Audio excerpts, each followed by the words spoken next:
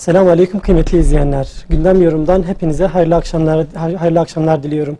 Dış gündeme dair önemli gelişmeleri konuştuğumuz Gündem Yorum'da bu akşamda birbirinden değerli, önemli konuklarımla karşınızdayız. Stüdyo konuğum olarak Nusratullah Zahir Emin hocamız bizlerle. Kendisi Afganistanlı araştırmacı yazar. Ehlen ve sehlen Üstad. Hocam hoş geldiniz. Ve ilerleyen dakikalarda inşallah Umut Kervanı Vakfı genel mütevelli heyeti üyelerinden birisi olan Molla Cemal Çınar hocamız da bizlerle olacak. Skype bağlantısıyla bağlanacak. İnşallah onu da ilerleyen dakikalarda konuk edeceğiz. Hocamızla başlayacak olursak Filbide Üstazi ehlen ve sehlen. Hocam öncelikle programımıza hoş geldiniz. Ben size hepinize teşekkür ediyorum. Değerli konuklarımıza da teşekkür ediyorum. Beni burada ağırladığınız için size minnettarım. Hocam öncelikle sizi tanımak istiyoruz. Kısaca kendinizi bize tanıtabilir misiniz? Türkiye'de yaşıyorsunuz ve Afganistanlısınız. Ve en azından Afganistan'la alakalı okuyorsunuz, çiziyorsunuz, yazıyorsunuz. Bu konuda biz sizi tanımak isteriz. Öncelikle ben burada Türkiye'de eğitim görüyorum. Doktora eğitimi görüyorum. Ben Afgan meselesiyle özel bir ilgim var. Bu konuya özellikle ilgilenmek istiyorum. Hocam hoş geldiniz. Teşekkür ederiz. Memnun olduk. Hocam elhamdülillah İslam alemi bu dönemde çok büyük sıkıntılar yaşadılar. Ve elhamdülillah bu son başarı Müslümanlar için çok büyük bir başarıydı. Ve bu başarı Müslümanların diğer kafirlere karşı kazandığı bir başarıydı. Amerikalılar bütün silahlarını güçlerini alarak geri kaçtılar. Elhamdülillah bütün güçleri yendiler Müslümanlar burada. Kısaca biz Müslümanların en azından Taliban'ın bu kadar çok fazla teknolojik ya da silah gücü olmamasına rağmen elinde en son model teknolojik aletler, silahlar bulunan bu kafirlere karşı, bu düşmana karşı nasıl yendiler? Bu başarıyı nasıl elde ettiler? Rahmanur-Rahim olan Allah'ın adıyla salat ve selam Resulullah sallallahu aleyhi ve sellemin üzerine olsun. Afganistan'da yaşananlara bakacak olursak Amerika'nın yenilgisi ve Afgan halkının başarısı birazcık sadece tarihi okumakta bize bir faydası olacaktır. Daha önceki dönemlerde meydana gelen ambargolar ve buna benzer meseleler Afganistan tarihini okusa zaten yakından görebiliyoruz. Bu dönem Afganistan 2-3 sefer işgale maruz kaldı İngilizler tarafından ve elhamdülillah halk başa zafere ulaştı. Yine Ruslar bu bölgeye girmek istediler. Uzun bir süre savaş oldu. Ancak elhamdülillah yine Müslümanlar zaferle sonuçlandırdılar bu işgali. Bundan sonra tekrardan Amerikalılar burayı işgal etmek istediler. Uzun bir süre orada kaldılar. Ancak elhamdülillah Müslümanlar zafere ulaştılar ve hiçbir başarıya ulaşamadılar. Biz bunu bir başarı olarak isimlendirebiliriz. Biz öncelikle hem bu Müslümanlar olarak bir başarı olarak sayabiliriz ve ayrıca ikincisi Afgan halkı için bir başarı sayılabilir. Biz Afgan halkından söz ettiğimiz zaman sadece bir fırka olarak ya da sadece bir cinsiyet olarak bahsedemeyiz. Orada Afganistan'da Peştular, Farisiler, Türkler, Araplar ve birçok kabile, birçok dil konuşuluyor. Birçok halk var orada. Burada Müslümanların sürekli başarıya ulaşması, hiçbir düşmanın onları yenememesinin belki en büyük sebeplerinden, en büyük nedenlerinden birisi de oradaki Müslümanların farklı dillerde, farklı kavimlerden olmasına rağmen bir olmaları, tek bir parça altında kafire karşı, düşmana karşı savaşmalarıydı. Orada yani tarihten baktığımız zaman insanların mücadeleleri farklı farklıydı. Herkesin mücadelesi aynı değildi. Her dönemde farklı bir mücadele verildi. ميادين أخرى يعني قاوموا الاحتلال في جميع الميادين. Orada meydanda her yerde mücadele ettiler Müslümanlar. غير كافي. Ancak bu verdikleri mücadele sadece bir yönde, bir arena, bir alanda değildi. Birçok alanda mücadele verdiler. Fikri olarak, eğitimsel olarak, kültürel olarak, askeri olarak ve var olan diğer alanların hepsinde mücadele vermeye çalıştılar. Elhamdülillah Afgan halkı sadece bir parti ya da bir fırka değil, Afgan halkı tümüyle beraber hepsi كل ما يملك. kendi elindeki imkanlarla düşmana karşı mücadele vermeye çalıştı. لم يكن غزو عسكري كان غزو شامل. Oradaki cihat, oradaki savaş sadece askeri bir savaş değildi. قام هذا الاحتلال في جميع الميادين. Birçok alanda dediğimiz gibi işgalciler birçok alanda orayı işgal etmeye çalıştılar.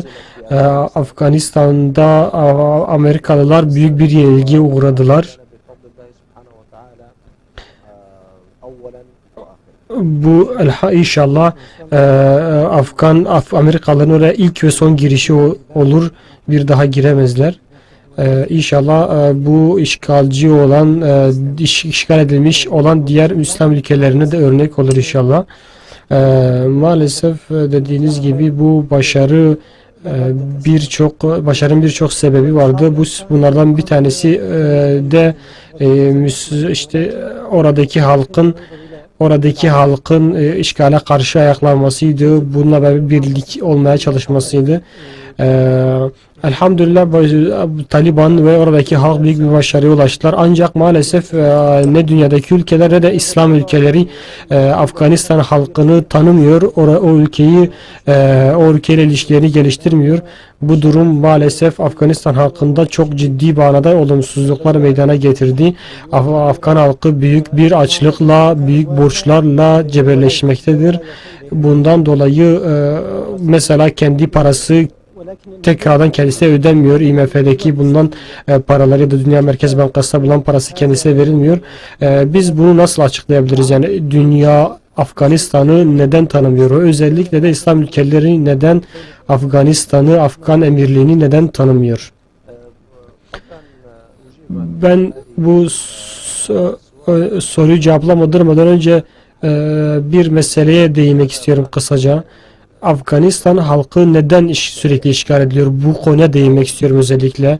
Yani Afganistan halkı sürekli işgal ediliyor, mücadele ediliyor ve işgalciler sürekli kovuluyorlar.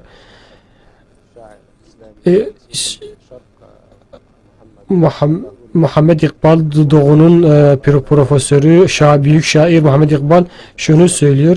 Bu bölgenin ciddi manada stratejik öneme sahip ve yeraltı zenginliklere sahip bir bölge olduğunu söylüyor. Afganistan'a sahip olan Afganistan'da güç sahibi olan insanların diğer bölgelerde de güç sahibi olduklarını, güç sahibi olabileceklerini söylüyor. Müslümanlar neden orada biz mesela orada dediğimiz gibi مسلمون جميعنا يعني مسلمون شيعة وسنة وإضافة إلى مجموعة قليلة من الهندوس أصبح معنا موجود. yani orada birçok insan dediğim gibi kavmiyetler yaşıyor. Mesela dediğimiz gibi Peştular yaşıyor, Farisiler yaşıyor, Türkler yaşıyor, Araplar yaşıyor, Hindular yaşıyor ve bunun dışında farklı kavimler de yaşıyorlar. Bu zenginlik aslında işgalcileri için bir zaafa dönüşüyor. Bu Müslümanlar için, oradaki halk için büyük bir kazanımdır, büyük bir artıdır diyebiliriz. İşte İngilizlerin ardından gelen, Rusların ardından gelen işte Amerikalıların işgali, sömürüsü, onların başaramamasına, onların zafere ulaşamamasına katkı sağladı. Yine Kafkaslar'da mesela Kafkaslar'da معظمهم وقاوموا الاحتلال. Kafkaslardaki mücahitler de bu şekilde bir mücadele verdiler. Ancak bu belki sürdürülemedi diyebiliriz. Yani sadece bir farklı ırkların olması aslında bir yandan da işgalcilerin artısıdır. Hani aralarında fırka, tefrika koymaları, o Müslümanları parçalamaya çalışmaları. Ancak dediğimiz gibi Müslümanlar bunu iyi kullandılar ve elhamdülillah güzel bir başarıya ulaştılar. Yani Afganistan'ın mesela daha önceki hükümeti, yani Taliban'ın önceki kurmuş olduğu hükümet, yani geçmiş dönemlerde birçok olumsuzluklar ortaya koydu aslında. Ancak biz buna rağmen biz Müslümanların elhamdülillah bugün çok daha iyi bir pozisyonda olduklarını, bugün fikir olarak, düşünce olarak çok daha iyi bir yerde olduklarını söyleyebiliriz. Bugün dediğimiz gibi Amerika orada kalamayacağını, kendi istediği hedefe ulaşamayacağını gördü. Hocam dediğiniz gibi Rusya'dan, Amerika'dan bahsettik. Özellikle ben burada bir noktaya değinmek istiyorum. Bugün mesela daha önceden Rusya daha önceden belki dünyadaki en büyük ülkeydi. Ancak bu işgalindeki başarısızlıktan sonra Rusya parçalandı. Bugün Amerika'da büyük bir güç olarak görülüyor. Birinci güç olarak görülüyor. Buradaki yenilgi kendisi için parçalanmaya götürecek mi? Rusya'nın dediğimiz gibi Afganistan'da milyonlarca belki paraya tekabül eden bir zararı vardı. Yine Rusya'nın da Amerika'nın da bu şekilde bir zararı var. Amerika kendisine hiç yakın olmayan ve hiç kimsenin merhaba demediği, selamlamadığı bir ülkeyi işgal etmeye çalıştı. Bununla beraber kendisi oraya milyarlarca para harcadı. Bu kendisi için ciddi bir zarardı ve istediği hedefe ulaşamadı. Yani Afganistan'da işgalin bulunmasından hiç kimse istifade etmiyordu doğrusu. Yani Amerika'nın mallarını çalıyor. Amerika buradan da zarar ediyordu. Yani ne Afganistan'daki insanlar ne onların dışında dünyada bulunan ve Afganistan'ın işgalinden istifade eden hiç kimse yoktu. Bundan dolayı Amerika bunu gördü, hem kendisinin sürekli zarar ettiğini gördü ve Müslümanların onurlu duruşu bunu da destekledi. Yani en azından Amerika'nın yenilgisini destekledi. Amerika oradan çekilmek durumunda kaldı. Amerika kendisi hiç bir dönemden sonra yani kendisi elde ettiği işgal tecrübesinden sonra kendisi birçok ülkeyi işgal etti. Burada da kendisiyle işbirliği yapacak bir hükümet kurmak istedi. Çünkü kendisi savaşlarla hiçbir başarıya ulaşamadığını, işgalle hiçbir yere ulaşamadığını gördü ve biliyordu.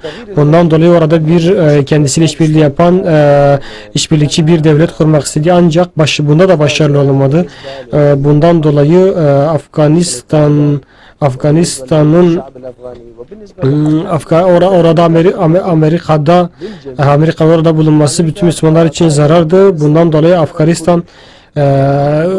Afganistan'ı terk etmek durumunda kaldı. Tabi bununla beraber Afganistan'ı terk ederken, ABD Afganistan'ı terk ederken Afganistan'ı yerle bir etti. Yani orada hiçbir şekilde bir bir düzen kurulamayacak bir sistem bıraktı. Kendisinden sonra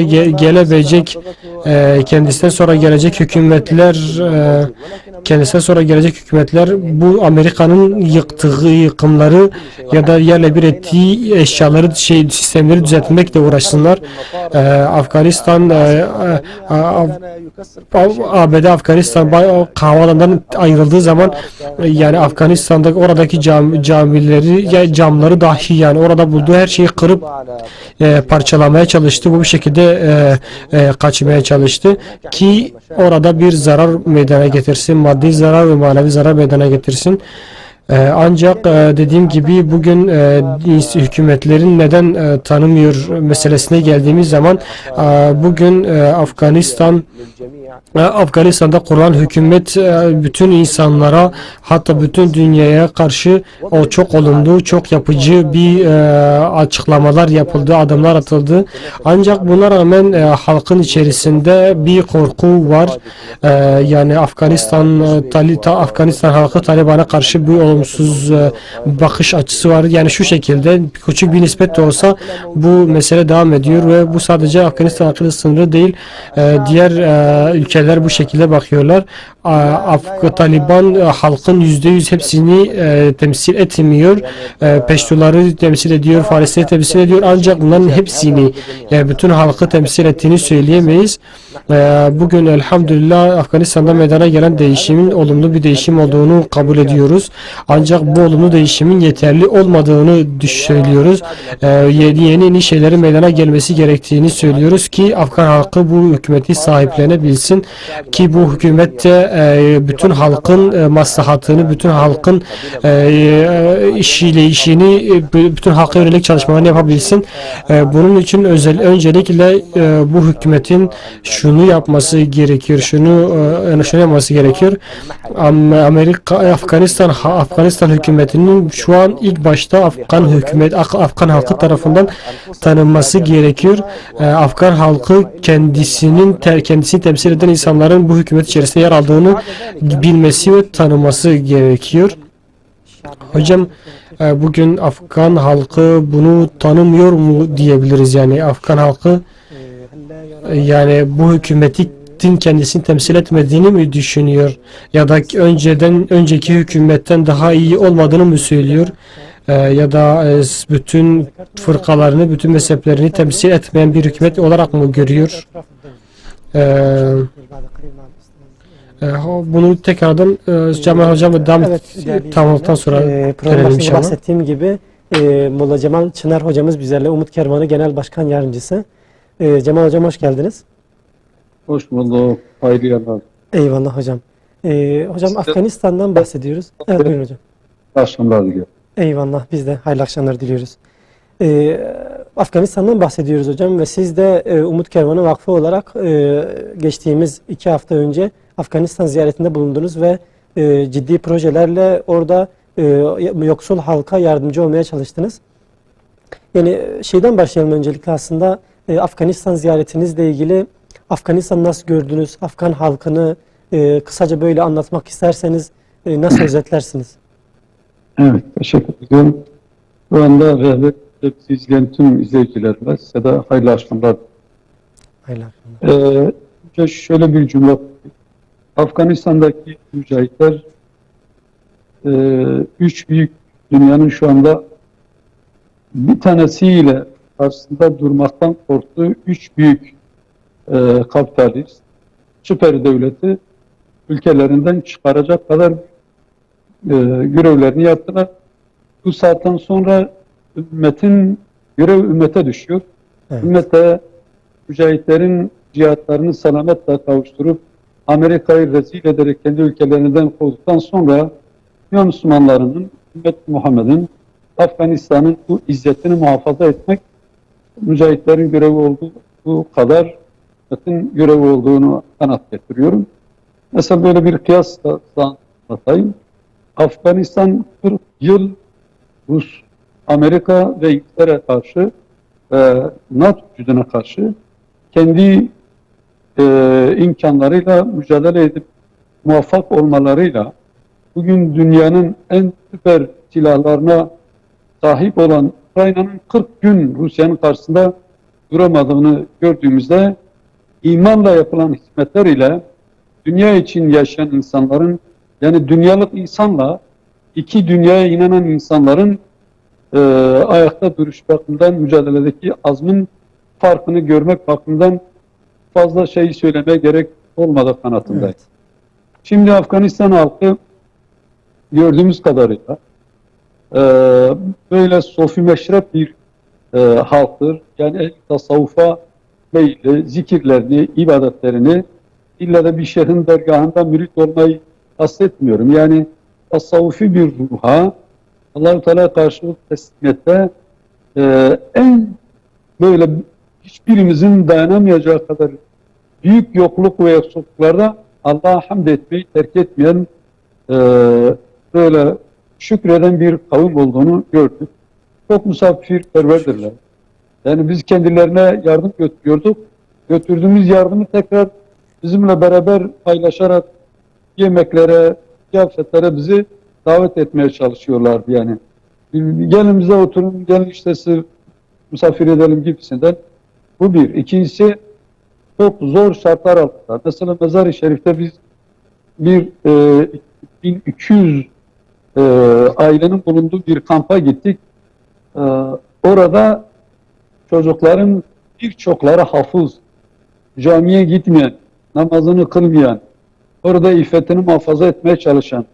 Biz poşeti alıp bayanlara uzattığımızda o derme çatma, çadır denilemeyecek kadar böyle bir insanın yaşaması mümkün olmayan çok böyle basit örtüler, çadırlar altında örtülerine, erkekle karşı karşıya gelmeme, hayasını muhafaza ederek dua ettiklerinde de sessizce bize dua ettiklerini gördüğümüzde elhamdülillah İslami ahlak, İslami gelenek, sevgi ve insana karşı şefkat, merhamet ve sevgi, saygı durumları gerçekten son derece iyi gördük.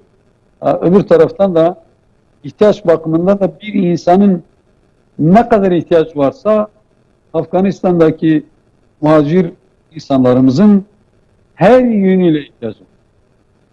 Desteğe ihtiyacı var, psikolojik desteğe ihtiyacı var, maddi şeylere ihtiyaçları var, gıda ihtiyaçları var, giyim ihtiyaçları var, barınak ihtiyaçları var. Bir şey de seviniyorlardı. Biz görüştüğümüz çalışan partiler, öyle diyelim, halk güvenlikten çok memnun. Yani şu anda biz artık serbest gecenin yarısında da ailemizle gezebiliyoruz diye en çok razı oldukları şey oydu. Yani belki bizim için çok Biz de doğal gibi yürüyorduk. görünse de onlar için çok büyük bir şey bu tabii ki. Aynen öyle. Biz Cuma günü Kabil'de biz şeye gittik, bir pikniğe gittik. Orada bir iki gencin böyle çok böyle sevinci seyretmeye değer şekilde sevinerek gittiğini şey yaptık, sorduk. Dediler 40 yıldır ailemizle böyle serbestçe pikniğe çıkamıyorduk. Güvenlik yok. Ama şu anda elhamdülillah diyorum o konuda bizim hiçbir kaygımız yok yani. Güvenlik kaygısı yok. Fakat geçim derdi gerçekten bir ülke resmen çökmüş yani. Çökmüş. Çökmüş. Maalesef. Evet. Tabii bu konuda çöküş nedeni de hocamız az önce bahsettiğimiz gibi asırlardır yani uzun yıllardır daha doğrusu işgalle süren bir ülkeden bahsediyoruz ve maalesef bu bütün çökmüş olan ülkenin yükü Taliban üzerine atmaya çalışılıyor yeni hükümetin. Hocamızla devam edelim. İnşallah birazdan sizin de oradaki çalışmalarınızdan da bahsedelim hocam. Evet, şunu söyleyeyim. Mezar-ı Şerif'te biz muhacirler reisiyle görüştük. Ne kadar muhacirler var? Dediler ki sadece Mezar-ı Şerif'te 200.000 aile var. Sadece Mezar-ı Şerif'te 200.000 aile muhacir var. Maşallah. Yani çok büyük sayılar Buyurun. zaten ve gerçekten konuşmak lazım inşallah. نعم أستاذنا يعني أظن تفهمون اللغة التركية وتكلمنا مع الأستاذ يعني بشكل Evet hocam, biz genel olarak Afganistan halkından konuşmaya çalıştık. Afgan halkı dinine bağlı bir halk ve başarılarının bir tanesi de kaybedeceği hiçbir şeyin olmamasıdır. Hayatta kaybedeceği hiçbir şey yok. Yani şehit olduğu zaman kendi kardeşi, kendi kardeşleri onunla ailesiyle ilgilenebiliyor ve mala hiçbir önemleri veriyor, hiçbir önem vermiyorlar. Bundan buna insan ayrı bir önem vermek gerekiyor. Hocam biz sizinle bir sorumuz vardı. İçte Afgan halkının Afganistan tanıması gerekiyor demiştiniz. Buyurun. Biz Afganistan'da kuran yeni hükümetle konuştuk ve Afganistan hükümetini desteklememiz gerektiğini ve onu Afganistan'ın hepsi tarafından desteklemesi gereken bir hükümete çevirmemiz gerektiğini söyledik. Evet, Taliban şu an sayısı azdır Afganistan'da kendilerine yeterli olmayabiliyorlar ancak diğer fırkalarla beraber tamamlanacaklardır inşallah. Elhamdülillah biz şu anki pozisyona kadar işgalden kurtulduk, sömürüden kurtulduk ki bu en büyük fesat, en büyük fitneydi. Bununla beraber inşallah yani kendilerinin bıraktığı bozuk hükümet, yerle bir edilmiş hükümet maalesef çok kötü bir durumda ki inşallah düzelecek ve düzeltmeye çalışacağız.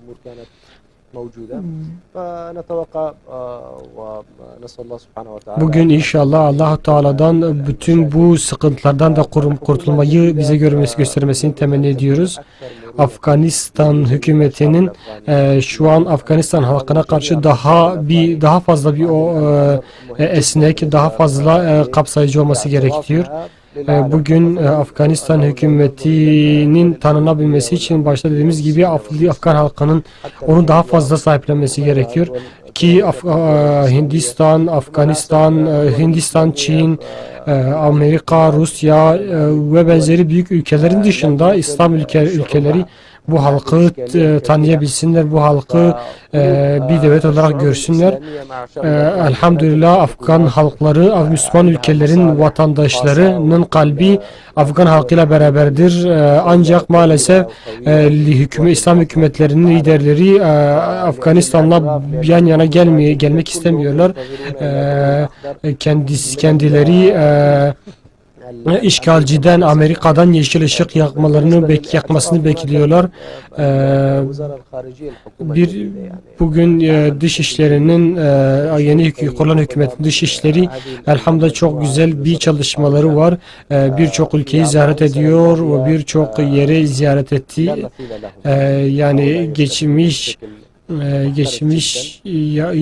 yıllara yani yılların üzerine çok şey katılmış ve bu şu an çok güzel çalışmaları var, yani çok güzel ziyaret ediyorlar, çok iyi çalışıyorlar.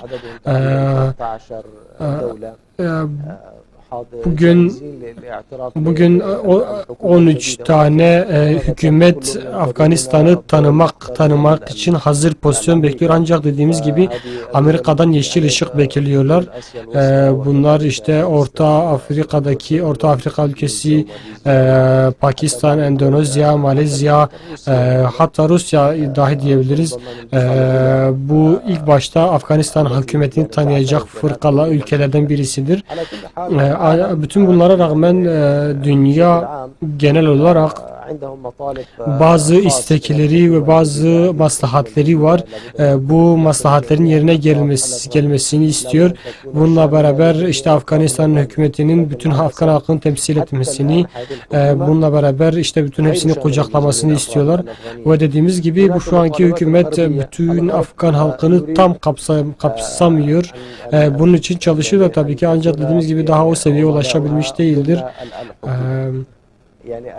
Bununla beraber geçmiş hükümetin içinde bulunan şahısları tekrar getirip hükümetin içerisinde yerleştirmesi, en azından hükümetin hepsinin temsil edebilmeye ulaştırması gerekiyor. Çünkü önceki insanlar en sonunda halkın bir kısmını da temsil ediyordu ve onların da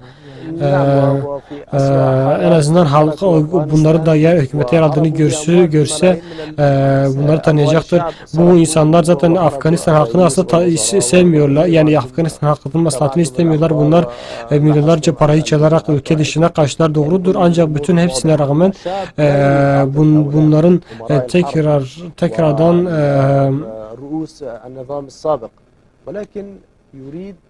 Afganistan halkı aslında bu liderlerin şahsının gelmesini istemiyor. Çünkü bunların kendi paralarını çalan insanlar ve şu ana kadar işte savaşı devam ettiren insanlar olduklarını biliyorlar. Ancak Afganistan halkının özellikle istediği eski hükümet içerisinde bulunan liderler değil, diğer insanları, Afganistan'ı temsil eden insanların, Özbekleri, işte Peştuları, Farisileri temsil eden insanların daha çok yer almasını istiyorlar.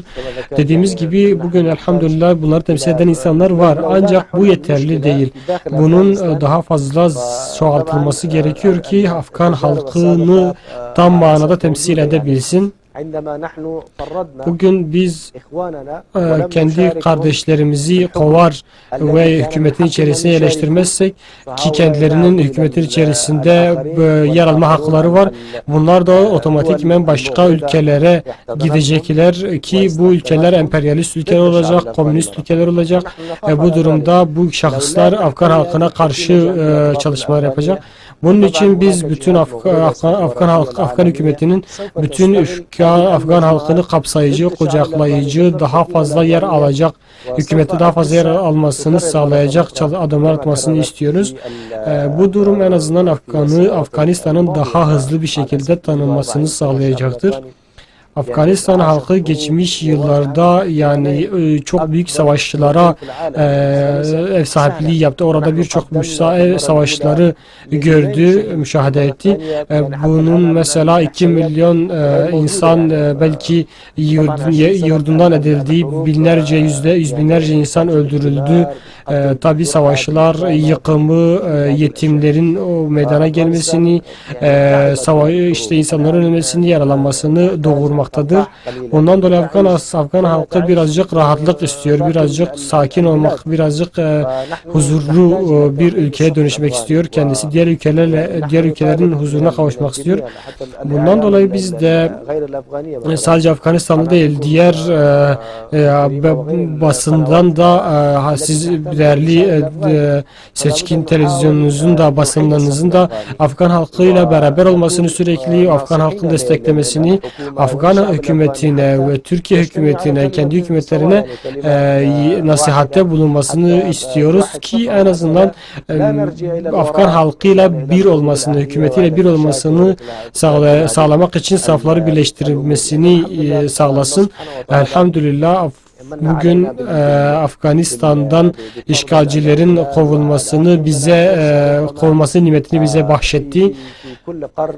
Elhamdülillah her yüzyılda bir ülke kendisi işgalcileri kovma fırsatına, nimetine sahip oluyor. Elhamdülillah bu yılda biz bu başarıya ulaştık. Bugün kendi görüşlerimizi, kendi okumalarımızı bütün Afgan halkına dayatmamamız gerekiyor. Afgan halkının kendi görüşünü, kendi fikrini söylemesine izin verelim. Biz Müslüman ve kardeş isek, Allah Teala bizi kardeş yapmışsa, biz bu durumda kardeşlerimizi de görmek zorundayız. Onları da hükümetin içerisinde bulundurmak, en azından onların da hükümeti sahiplenmesini sağlamamız gerekiyor. Aramızda bulunan bütün ihtilafları bir kenara bırakmamız gerekiyor. İster bu kavmiyet, ister mezhep, cinsiyet, ister dili olsun, dil alakalı olsun. Biz bunların hepsini kenara bırakmamız gerekiyor. Ayet-i Kerime direkt eğer kendi aranızda bir konuda ihtilafa düşerseniz bunu Allah'ın kitabına ve sünnetine götürün diye buyuruyor. Biz de bunu gerçekleştirmeliyiz. Afgan halkı bunu gerçekleştirmeli.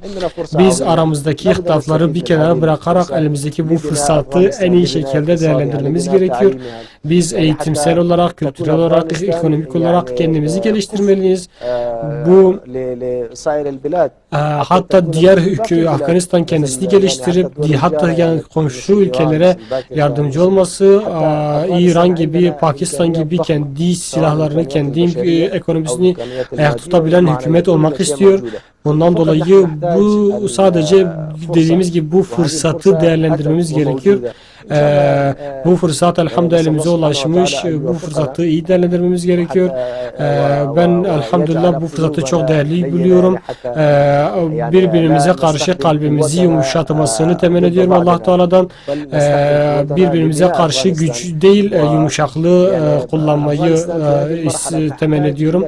Dediğimiz gibi Afganistan şu an birçok Afganistan fırkası ya da mezhebi taraflarının kendi maslahatlarından, bazı maslahatlarından geri adım atması gerekiyor ki bu maslahatlar, bu genel maslahatlar Afgan halkının maslahatını yerine getirebilsin.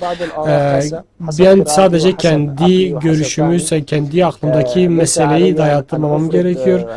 Bu bana yakışmaz, bu bir Müslümana yakışmaz. Bundan dolayı biz birbirimizi tanımamız, birbirimize saygı göstermek göstermek zorundayız. Çeşitliliği bilmek, çeşitliliği saygı göstermek zorundayız. İnşallah bizim büyük Allah Teala, büyük olan Allah'a karşı emelimiz, ümidimiz bu şekilde eski insanların tekrardan bir olmasıdır. Bu Müslümanların birleşmesidir.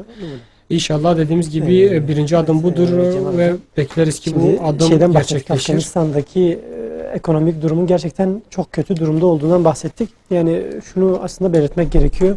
İşgalci, hocamın da bahsettiği gibi, yani İngiltere, daha sonra Rusya, daha sonra işgalci ABD gibi çok büyük güçlerle savaşan Taliban ve diğer Müslüman Afgan halkı bunlara karşı galip gelebildi ve işgalci, tüm bu bahsettiğim işgalciler Afgan halkını silah ile yenemediler. Ancak maalesef şu anda çok ciddi bir ekonomik sınava tabi tutulmuş Afganistan ve halk olarak da çok ciddi bedeller ödüyor. Siz oraya gittiniz. Umut Kervanı Vakfı olarak ciddi yardımlarda da bulundunuz. Afgan halkının hem yaptığınız yardımlardan hem Afgan halkının ihtiyaçlarından, az önce bahsettiğiniz yani her türlü ihtiyaca, her türlü şeye muhtaçlar şeklinde. Ancak kısaca böyle o konuyu konuşursak, Afgan halkının durumu ve o konudaki ekonomik olarak ihtiyaçları. Buyurun hocam. Evet, ben Nasrullah Bey'in yapmış olduğu o hem açıklamalar hem temennileri ve orada onlarla görüşürken bunları dinlendirmeye çalışıyorduk ki gerçekten de yeni hükümet bu konuda çok toleranslı davrandı. Biz katillerimizi bile affediyoruz. Artık bu saatten sonra Afganistan'da savaşın değil, barışın, insanların diğer ülkeler gibi yaşamak istiyoruz. Halkımızı yaşatmak istiyoruz bu konuda. Çok toleranslı ve çok kibar, mütevazi insanlar. Yani yöneticiler böyle dışarıdan milletin anlattığı gibi de çok mütevazi insanlar. Orada böyle ciddi manada, yani böyle hani mesela Kunduz valisiyle görüştük. Birçok ilçenin muhacirler başkanıyla görüşüp muhacirler reisi diyorlar. Bizim herhalde burada Türkiye'de Göç İdare Başkanı gibi bir şey karşılığındaki bir görev sahip olan kardeşlerimiz. Şimdi Afganistan'ın bizim yapmış olduğumuz yardımlar şuydu. Biz birkaç caminin avlusunda kuyu vurduk. İşte yüzlerce yetim çocuklara nakdi yardımda bulunduk. Yine böyle yüzlerce muhacir ailelere gıda paketlerini dağıttık. Farklı illerde, ilçelerde, hatta köylere kadar falan gittik. Sıcak yemek dağıttık. Biz orada birkaç deve, yine onlarca küçük baş hayvanları kesip etlerini onlara dağıttık. 1200 yere, bir yer yani 1200 kişilik bir kampa biz sıcak yemek götürüp dağıttık. Bir de elbise yardımında bulunduk. İnşallah tespit ettiğimiz oradaki bazı yıkmak üzere olan camiler veya yeni yapılmış müştemilatı eksik olan, yani mesela abdest alma yeri, affedersiniz tuvaletleri ve abdest alma yeri olmayan birkaç camiyi tespit ettik. Onları şimdi inşallah programımıza alıp bu konuda da ciddi manada yardımlar yapmaya devam edeceğiz. Şimdi orada Afganistan halkının dünya Müslümanlarından beklentisi bir devlet bazında İslam ülkelerindeki siyasi partilerin veya iktidarlarda olan bazı kardeşlerimizin, tüm İslam ülkelerinin, yani böyle şu veya bu ülke demiyorum, Afganistan'a idari hususta bir ülkenin, devletin bakasını oluşturabilmek için ciddi manada bir siyasi destek ve ekonomik destek vermeleri lazım.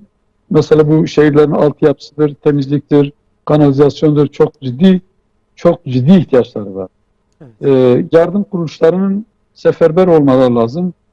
Bence bugün Müslümanların Afganistan'a verecekleri her bir kuruş Afgan halkının ümidini yaşartırken Amerika'nın gözüne, İsrail'in, Amerika'nın, İngiltere'nin, Fransa'nın, Batı'nın gözlerine batırılacak bir çoban gibi olduğuna inanıyorum. Yani müminlerin yardımları Zülcenahayn, her iki tarafa, düşmana dert dosta derman şeklinde olduğu kanatındayım. Yani bütün yardım kuruluşları bu konuda seferber olmaları lazım.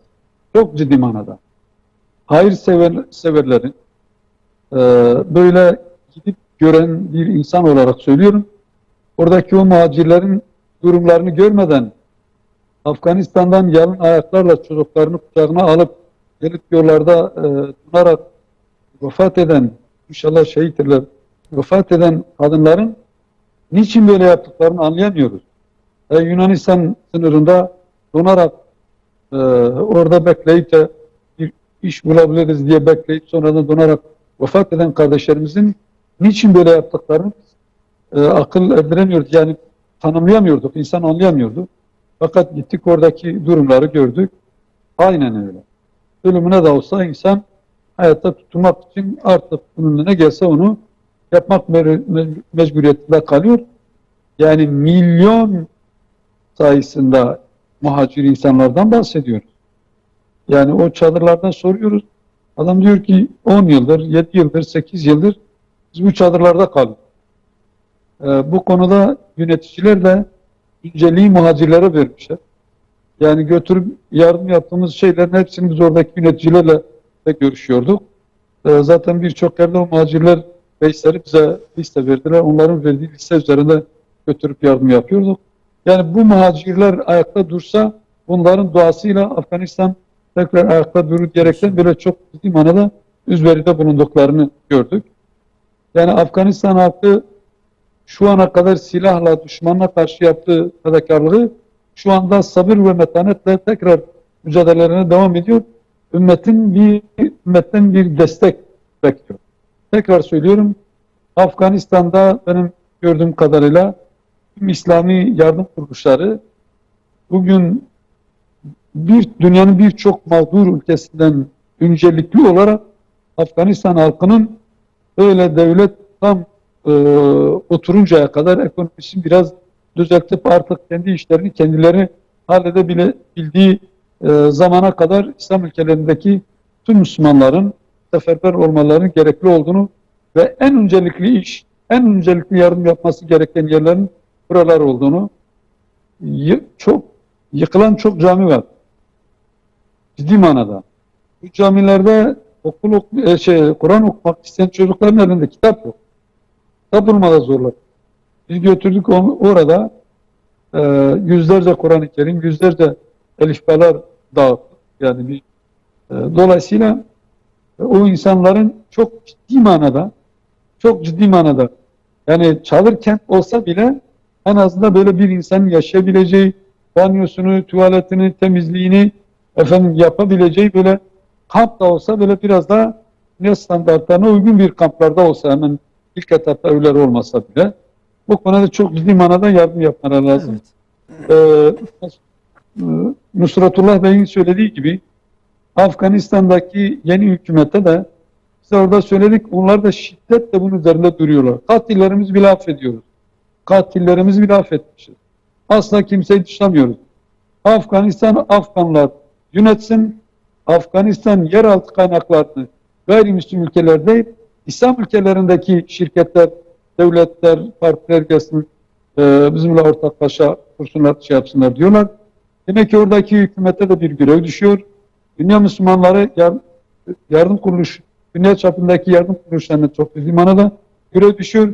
İslam ülkelerindeki yöneticileri de çok ciddi manada görevler düşüyor. Yani mesela Pakistan'ın, Türkiye ve İran'ın özellikle bu 3 ülke, Katar'ın 3-4 ülke ciddi manada Afganistan'ı el atsa gerçekten dünyada numune ve 40 yıl boyunca 3 süper devlete karşı mücadele edip imkanlarıyla Allah'tan başka destekleyen olmayan bu Müslüman halkın ümmet üzerindeki ciddi bir hakkı oluştuğuna inanıyorum. Herkes kendi görevini yerine getirmesi lazım. Eyvallah. İslami medya Allah razı olsun bu konuda sizin şahsınızda Berber TV ailesine teşekkür ediyorum. Biz Böyle teşekkür ediyoruz. çok bir manada mesela masaya yatırıp dillendirmeniz, dile getirmeniz gerçekten de çok kıymetli. Yani. Çok kıymetli yani. Çok kıymetli. Yani son sözleriniz varsa hocam onu da alalım. Hocamıza da sözü verip bitireceğiz inşallah. Evet Allah razı olsun. Ben 4 sefer Ümre'ye gitmiş bir kardeşinizim. bu Afganistan'da 11 günlük yardım dağıtmak hususunda 5. Ümre sevabını alacak kadar ciddi bir iş, hayatımda hiç unutmayacağım bir ziyaret gerçekleştirdim. Oradaki Müslüman halkımızın bu ızdırabını görünce gerçekten şu anda içinde bulunduğumuz hala binlerce ama yüz binlerce hamdü sena ederek kendi halimize şükretmemiz, müminlere el uzatmamız lazım. İslami medya, İslami sivil toplum kuruluşları, İslami partiler Afganistan'ı kendi gündemlerinde tutup dertlerine derman olmak için hepimizin boynunun bir borcu olduğuna inanıyorum.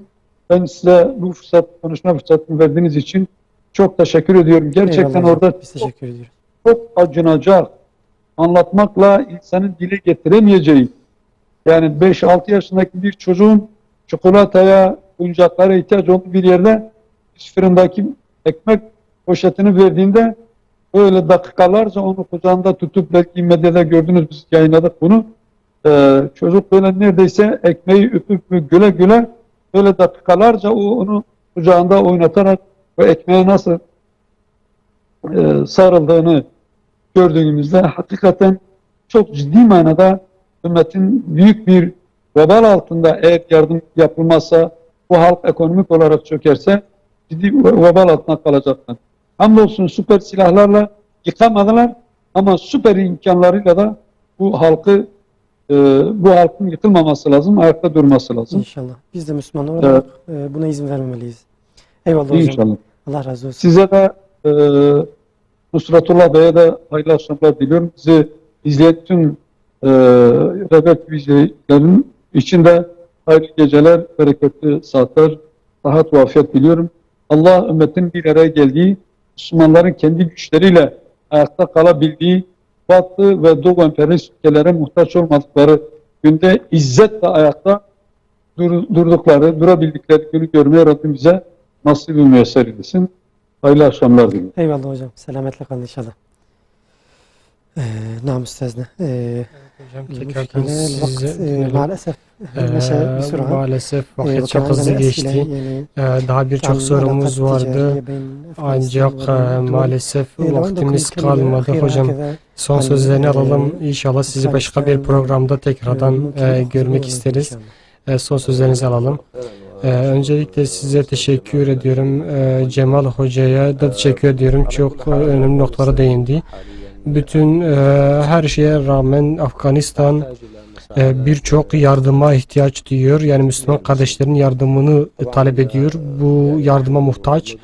Evet, biz biliyoruz ve anlıyoruz ki gayrimüslim ya da doğru olmayan ülkelerin yaptığı yardımlar sadece siyasi hedeflerle ya da siyasi istihbari hedeflerle gerçekleştirilmiş yardımlardır. Bir kuruşu dahi maslahatsız ya da kendi menfaatleri olmayan bir şeye harcamıyorlar. Ancak bugün Afganistan insani yardımlara ihtiyaç duyuyor. Daha önceden yapılan saldırı işgalin neticesinde meydana gelen yıkımın bozulmanın düzelmesi için, ekonomik krizin düzelmesi için ciddi manada yardımlara ihtiyaç duyuyor. Geçmişten daha iyi olabilmesi için ciddi manada yardıma ihtiyaç duyuyor. Tabi bunların hepsi vakite ihtiyaç duyuyor. Ancak dediğim gibi yardımları geciktirmemek gerekiyor. Afganistan halkı, ayrıyeten Afganistan hükümeti ve halkı dahil nasihatlere de ihtiyaç duymaktadır. Son söz olarak şunu söyleyeyim. İslam ümmetinin içerisinde her zaman hayır vardır ve her zaman alimler vardırlar. Alimler halka, kendi halklarına Afganistan'a destek vermesi için birazcık baskı yapabilir ve onları yönlendirebilirler. Ki bütün halklara nasihatte bulunmaları gerekiyorlar. Hem kendi halklarına hem de dediğimiz gibi Afganistan halkına ve Afganistan hükümetine nasihatte bulunmaları gerekiyor ki Afganistan halkı yanlış yapmasın. Afgan halkın hepsini bu krizden kurtarabilsin. Ki biz yıllardır bu mücadele veriyoruz. 40 yıldır mücadele veriyoruz. Şu an büyük bir fırsat var. Şu an eğitimin hizmetin ve bütün Afganistan halkı için hizmetin önünü açılması gerekiyor. Birbirimize yardım etmeliyiz. Bu insani krizi, ekonomik krizi bitirebilmek için kardeş olarak dayanışmamız gerekiyor. Evet, biz kardeş olarak onlara dayanışmamız gerekiyor. Onlar bizim ikinci ülke olarak değil, kardeşimiz olarak onlara dayanışmamız gerekiyor. Programımıza davet ettiğiniz için size teşekkür ediyorum. Hocam size de teşekkür ediyoruz. Çok istifade ettik. Evet, Çok değerli teşekkür izleyiciler, ederiz. Bu hafta da Gündem Yorum programımızda önemli bir konuyu konuştuk. İnşallah gelecek programımızda benzer bir konuyla karşınızda olmak üzere. Selametle kalın inşallah.